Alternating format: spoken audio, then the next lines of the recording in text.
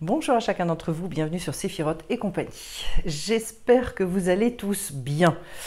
Personnellement, la semaine a été... ouf. Ça a été un grand vent de... Et puis il n'y avait pas que moi d'ailleurs, hein. Et le tirage d'ailleurs nous le confirme bien parce qu'on commence avec la carte du doute pour ce tirage du week-end du 11 septembre. Et je pense qu'un certain nombre d'entre vous ont pu avoir des semaines un peu mouvementées, des choses qui remuent à l'intérieur, pour moi ont été des choses extrêmement fortes. Bon, c'est vrai qu'on a eu cette nouvelle lune, il y avait une sacrée puissance quand même. Et puis ce tirage, je trouve qu'il va nous aider justement peut-être à reprendre le chemin sur lequel on est. Et puis voilà, avec de temps en temps les petits chaos de nos vies. Mais voilà, je commence donc. Allez, on y va. Alors déjà, si je peux commencer par le dos de deck avec la carte de l'ordre. Pour moi, en fait, avec cette carte-là, avec ce que moi j'associe à la trompette, le chauffard, et puis on retrouve de toute façon effectivement hein, les deux tables de la loi. C'est l'idée d'une révélation, c'est l'idée de quelque chose qui s'annonce à un moment donné, mais on va dire avec force et puissance, parce que le chauffard, ça n'est pas rien. C'est-à-dire que, et c'est intéressant l'auteur remette ça en lien avec l'ordre. Pourquoi? Parce que justement, quand le chauffard sonne, c'est pas le moment de rigoler, on va dire. C'est pour venir remettre les choses bien en place et bien recadrer. Donc en fait, moi ce que je vous dirais dans nos vies, puis je vois que juste en dessous j'ai la carte de la méditation aussi, pour remettre les choses bien en ordre dans nos vies, eh bien on va aller voir ce qui nous est proposé, en sachant, attendez-vous justement, à ce qu'il y ait de véritables révélations, à ce qu'il y ait des choses qui se passent dans votre vie et qui vous aident énormément. Alors, au niveau du doute, écoutez, le doute, pour moi, c'est le plus grand ennemi de l'homme. Je suis hyper claire avec ça, et ça, c'est vraiment une notion kabbalistique aussi. C'est-à-dire que c'est la seule chose pour laquelle Hachem dit qu'il va être en guerre de génération en génération. Et c'est, voilà, contre le doute. Contre Amalek, mais Amalek, ça représente le doute. C'est-à-dire que certains ont pu vaciller un peu sur je dirais, sur leurs jambes, se demander si c'était pas un vrai tremblement de terre, et puis remettre en question énormément de choses. Alors, la remise en question, c'est bien, le doute, c'est pas bien du tout. C'est-à-dire que c'est ce moment où finalement ce qu'il y a d'extrêmement vertical en nous vacille. Et est complètement mis à mal, on va dire. Voilà. C'est pour ça que ça peut entraîner, ça peut générer un mal-être profond. Il peut y avoir de nombreuses manifestations d'ailleurs, d'autant plus qu'il y a tellement de gens qui en ce moment boostent, évoluent très vite et très fort. Vous avez peut-être là pris un gros coup de tempête. Ce qu'il y a d'intéressant, c'est que c'est une carte qui est associée ici avec la tentation. C'est-à-dire, en fait, ce qui remue, en fait, quand on est dans des situations difficiles, c'est justement qu'on revient mettre en question et on est tenté, je dirais, par, entre guillemets, l'effondrement. C'est-à-dire, alors que j'étais dans une posture d'espoir de tout un tas de choses, et bien là, je vais basculer dans le désespoir, je vais être tentée finalement de lâcher les choses, de me dire il y en a ras-le-bol, basta, je laisse les choses parce que c'est trop pour moi. Bon, faut pas s'inquiéter avec ça. C'est hyper désagréable à vivre, c'est tout ce qu'on veut, mais finalement, en fait, il faut savoir que de toute façon, ce sont des passages. Et que ces passages, ils sont là vraiment pour nous renforcer après, puis vous allez le voir, après, mais vraiment, c'est super ce qui se passe.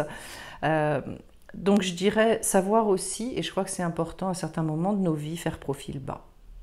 C'est-à-dire l'intelligence parfois elle consiste à courber les chines et à attendre que la tempête passe. Voilà, c'est ce que J'ai cette image-là des marins qui, des fois, eh ben, ils ne sortent pas, quoi. Un marin, il regarde toujours la météo avant de prendre la mer. Toujours, toujours, toujours. Parce qu'il y va de sa vie, il y va aussi comment, de conserver son bateau, etc. Donc, en fait, je dirais, il y a des fois, c'est l'intelligence. C'est-à-dire, oui, j'ai la carte du silence derrière. Ben, je vais un petit peu me terrer, hein. On va un petit peu aller et puis rechercher le silence. Ben moi, ça me parle énormément. Pourquoi? Parce qu'au milieu de la tempête, finalement, on a besoin de se calfeutrer et puis de se dire, je vais rechercher ce qui en moi reste stable. Parce qu'il y a toujours une zone, quel que soit le côté inouï de ce qui peut se passer autour de nous, mais je sais que c'est pas facile de s'y connecter, mais il y a toujours une zone de silence. Cette zone de silence, on a en étant très très aligné avec son âme. À partir du moment où on est dans cet alignement, on va pouvoir aller rechercher ce que j'appelle, c'est pas de moi, mais le point zéro, c'est-à-dire en fait cet endroit finalement où justement ça peut tempêter tout autour, mais en fait je suis dans une espèce de bulle, et dans cette bulle-là, j'arrive à me reconnecter à quelque chose qui fait plus de bruit. C'est d'ailleurs une méditation que moi je prône énormément, parce qu'en fait, le silence, c'est la seule nourriture du cerveau. C'est la vraie nourriture. C'est pour ça qu'il y a des gens qui finissent par péter des câbles par moment, parce qu'en fait, il y a un tel ressassement mental qu'au bout d'un moment, c'est une torture. Eh ben, c'est le conseil qu'on vous donne, recherchez ce silence. Le silence, alors quand on n'est même plus assez bien pour méditer, qu'est-ce qu'on fait? Faites des trucs que vous aimez. Ayez du plaisir. Si vous aimez faire de la cuisine, faites de la cuisine, du machin, du truc. Et sinon, essayez de... Waouh! Il y a des fois un bon bouquin aussi, ça peut être quand même pas mal. Alors, ensuite, j'ai la carte énergie, et après sagesse, puis après message, enfin bon, voilà. Dans ce silence-là, en fait, c'est là que vous vous régénérez. C'est là que d'un seul coup, vous allez retrouver une connexion d'abord à des énergies qui vont être beaucoup plus stables, moins chaotiques, et puis qui vont vous régénérer complètement. Donc là, travailler au niveau énergétique, il y en a peut-être qui ont besoin de soins. En ce moment, j'en vois un paquet. Hein. Beaucoup besoin de soins. Il y a des personnes qui ont pu traverser d'ailleurs des périodes de violence, des périodes... Ça a pu être extrêmement violent. Hein. Et donc, avec cette carte, en fait, il vous est dit vraiment de vous nourrir aussi de toutes les énergies positives que vous pouvez trouver pour retrouver une stabilité. J'aime bien dans cette carte parce qu'on a vraiment l'idée de la verticalité. Donc là, on sait comment travailler, ça c'est clair. C'est-à-dire... aligner donc tous les chakras, se connecter à son âme, à cette neshama, cette partie d'âme qui n'est pas en nous, puisqu'on a différents degrés d'âme. Et donc, pour, je dirais, repartir en autonomie, vous voyez, comme s'il y avait eu... là, il faut allumer le générateur, entre guillemets. Il faut arrêter de se brancher sur un courant extérieur qui est un courant trop fort et trop bouleversant. Et donc, allez, hop, je reviens à ça. Ça, c'est la sagesse du moment. Et pour moi, la sagesse, c'est aussi d'être très à l'écoute de soi, c'est de respecter notre actualité, où j'en suis, comment les choses se passent. Bon, c'est comme ça, d'accord. Et en fait, ça nous donne après une force absolument incroyable, parce qu'en fait, quand on arrive à faire ça, on se dit donc ça veut dire qu'il peut y avoir des tempêtes épouvantables dans ma vie, mais il y a quand même un lieu qui sera toujours un lieu de sérénité. Et je pense que on a tellement besoin de vivre ça. Parce que, je le précise aussi parce que je rencontre beaucoup de gens qui me disent « Non mais je sais ». Et en fait je dis non, on ne sait pas. Pourquoi? Parce que si on le savait vraiment, on ne serait plus confronté à tel ou tel type d'épreuve. Quand on vit des choses dans nos existences, ça veut dire qu'il y a une question qui nous est posée, qu'il y a potentiellement quelque chose qui va pouvoir émerger, qui va pouvoir sortir de ça pour nous amener à un degré supérieur de libération, de guérison, de compréhension, etc. C'est pas supérieur dans le sens hiérarchique, c'est dans l'avancée vers notre bien-être. Et euh, en ce moment, moi ce que je ressens, c'est qu'en fait la sagesse, là où on peut faire des gros progrès, c'est dans la gestion de notre énergie. Et tout ça, ça passe par le silence. On éteint un peu les portables, les machins, les trucs, etc. Savoir des fois, je ne sais pas si vous le faites, mais couper tout. Le portable, l'ordi, le machin, le truc, et se vivre une journée sans rien. C'est d'ailleurs la notion du Shabbat. C'est ni plus ni moins que ça, c'est-à-dire je m'offre du repos. Je me fiche la paix et je coupe avec tous ces machins-là parce qu'il y a un moment donné, il ne faut plus rien d'extérieur. Fini. Et ça me fait penser d'ailleurs que je pense qu'en ce moment, il faut être très attentif à la manière dont on gère l'information. Voilà, ça parlera à qui ça doit. Est-ce que je me nourris en fonction et de manière juste par rapport à mon état intérieur? Et puis je finis donc avec cette carte du message. Pour moi, la vraie révélation, en fait, ce qui va faire que vous allez obtenir, vous allez comprendre ce que vous voulez comprendre, vous allez avoir les informations que vous attendez du monde invisible, etc., etc., c'est justement tout ce qu'on vient de dire. C'est-à-dire, ça n'est que dans le silence, la gestion des énergies, que je vais pouvoir accéder à cette sagesse et recevoir les messages que je dois recevoir. Et manifestement, puisque je finis avec cette carte, il y a quand même un besoin phénoménal d'avoir certaines informations, mais pas les informations extérieures, je veux dire pas celles du monde, des informations du monde invisible. Et puis il y aura peut-être des gens, ça me vient, il va peut-être y avoir des gens aussi qui vont se retrouver à comprendre des choses, soit par rapport à des guérisons qu'ils doivent avoir, soit par rapport à comment donner du sens à leur vie, qu'est-ce qu'ils doivent faire en ce moment, quelle est cette espèce de mission de vie, c'est-à-dire cette aspiration profonde que j'ai en moi, où j'en suis par rapport à ça, qu'est-ce que je peux agir dans le monde, qu'est-ce que je peux mettre en acte. Et je dirais le cheminement des cartes ici, il est relativement clair. Hein. Mais ce qui m'impressionne en fait le plus dans ce tirage, c'est mon dos de deck avec la carte de l'ordre. C'est-à-dire d'un seul coup, stop. Là où on voit qu'on a des comportements, je dirais, en décalage complet avec notre être profond, c'est d'essayer de remettre petit à petit de l'ordre, de dépoussiérer ça et de dire allez hop. Vous savez, la carte de la tentation, c'est extrêmement fort. Moi, je ne vois jamais rien comme négatif de toute façon. Parce qu'en fait, je me dis, lui, il a son rôle à jouer, le tentateur. Il vient parce que, justement, il nous attaque sur nos zones de fragilité. C'est là qu'il vient nous chercher. Mais en même temps, il fait très très bien. Parce que c'est comme ça qu'on se renforce aussi. Donc, je dirais, c'est par lui que finalement, on refait l'effort de faire le silence, de machin, de trucs, etc., etc. C'est parce que c'est le chaos qu'à un moment donné, il y a l'ordre qui va pouvoir arriver derrière. Alors, j'ai pris 3 cartes. Un jeu que j'affectionne énormément, qui est les cartes du corps. Et j'ai eu le témoin de l'Est. Accueil de ceux qui meurent. C'est l'oreillette droite du cœur. Ben oui, je pense qu'il y a des choses, qui sont en train de disparaître. Et notamment, j'ai l'impression, en tout cas moi me concernant, plus ça va, plus j'avance et plus c'est comme ça, beaucoup de dogmes, beaucoup de choses avec lesquelles je dirais, je croyais que le monde pouvait fonctionner ou des choses comme ça. Et puis oui, en ce moment, il y a plein de choses qui s'écroulent. Énormément de choses. Et donc accueillir ça, sans être dans la révolte, sans être dans l'effondrement, sans être dans le désespoir, mais d'accueillir quelque chose qui est en train de mourir, quelque chose qui est en train de se finir, pour remettre de l'ordre derrière. Hein.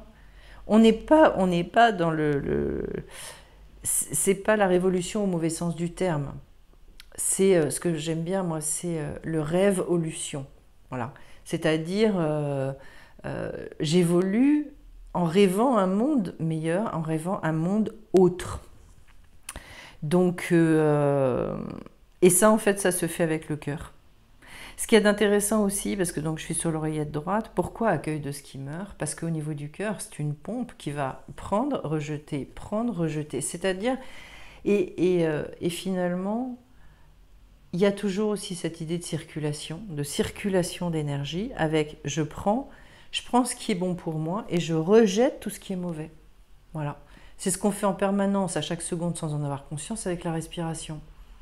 J'inspire de l'O2, enfin de l'oxygène, j'expire du carbone, du dioxyde de carbone. Donc en fait, systématiquement, sauf qu'en fait, et je vous dirais, c'est peut-être ça aussi, c'est un sacré message ça.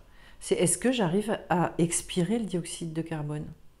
Est-ce que je lâche ce qui se transforme en moi finalement en poison, quoi? Si on ne l'expirait pas, on mourrait empoisonné. Donc voilà. Ensuite, donc ici, j'ai la carte amour. Alors je vais vous la lire. L'amour peut triompher de tout et il guérit toute chose. L'amour est tout. Et ce qui n'est pas amour, c'est de la peur édifiée par notre mental. L'amour est le pouvoir divin. C'est un état d'être et non une émotion de bien-être qui comble quelque chose qui pourrait vous manquer. Alors ça, j'adore. L'amour, c'est un état d'être. C'est-à-dire qu'effectivement, on devient amour. Lorsque vous deviendrez véritablement amour, vous vous rendrez compte et ressentirez que rien ne manque. Voyez au-delà des perceptions, de ce que vous supposez que sont les choses pour voir dans le cœur de toute chose. Très intéressant, surtout en ce moment. Au centre de toute expérience se trouve l'amour inconditionnel. Lorsque vous êtes pleinement présent, c'est ce cadeau que vous accueillez. Votre présent. Le cadeau peut se présenter sous la forme d'une situation bonne ou mauvaise. Quoi qu'il en soit, il est temps pour vous de déballer l'expérience du présent, déchirer l'emballage et découvrir votre cadeau, le don d'amour. Il y a du boulot, hein, mes amis. Il y a du travail. Voilà, je pense que, de toute façon, en fait, dans les périodes les pires, il n'y a plus que ça qui... je dirais, il n'y a plus que ça auquel on peut, entre guillemets, se raccrocher. C'est-à-dire qu'il n'y a plus que là, surtout, je crois qu'on reste dans un chemin de justesse. C'est-à-dire, je dépasse le jugement, le machin, je vais regarder complètement ailleurs, complètement différemment. Voilà. Et puis surtout, je vais accepter de ne pas comprendre ce qui, de toute façon, est absurde. Et je finis avec cette petite carte, créer de la beauté. Que chaque mot que tu prononces, que chaque acte que tu accomplis soit empreint de grâce et de beauté. Pour moi, je dirais la voie de la beauté, c'est la voie royale. Parce qu'en fait, quand on crée de la beauté, en fait, justement, on remet de l'amour dans tout ce qu'on fait. Et puis, vous voyez, ça va bien avec l'ordre aussi. Personnellement, je sais que quand j'ai pas beaucoup de morale, quand il y a des coups de mou, qu'est-ce que je fais? J'aime bien... alors, je ne sais pas si c'est spécifique aux femmes, hein, mais ce qu'on appelle les trucs de filles, c'est-à-dire les petites bougies, le truc qui sent bon, et ceci, et cela. Et je trouve que c'est pas pareil après. C'est pas pareil, je pense, créer de la beauté. Alors, il y a cette beauté extérieure, il y a le fait aussi de vouloir prendre soin de soi, voilà, d'être dans des soins, je sais pas. En tout cas, j'ai l'impression aussi quelque chose de... je détourne mon regard et ça va être à moi de la créer, cette beauté autour de moi. Parce que s'il y a des choses qui sont franchement chaotiques et qui sont pas belles, eh bien... j'ai quand même ce pouvoir, à un moment donné, d'aller réimprimer un regard différent sur ce que je vis. Et de le réimprimer justement avec énormément d'amour, et de décider de voir les choses autrement. Voilà. Voilà un petit peu ce que je peux vous dire. C'est un tirage qui laisse un petit peu... voilà. En tout cas, c'est clair, c'est net, ça pose le décor. Mais attendez-vous quand même, j'ai la sensation aussi à ce qu'il y ait, pour certains hein, en tout cas, et puis moi je l'espère pour moi, à mon niveau, un ordre qui soit remis à un moment donné, une sorte de clarté, et qu'on reçoive effectivement les messages qu'on a à recevoir pour que d'un seul coup, il y ait des éclaircissements. Voilà. Et ce serait bien que les situations des uns des autres et les situations globales et collectives puissent s'éclaircir. Je vous remercie en tout cas de votre attention. Je vous souhaite vraiment de retrouver cette belle énergie et puis de vous reconnecter à cette sagesse, cette douceur, cet amour et d'accueillir ceux qui meurent. On se retrouve bien vite sur Séphiroth et compagnie. Bye bye.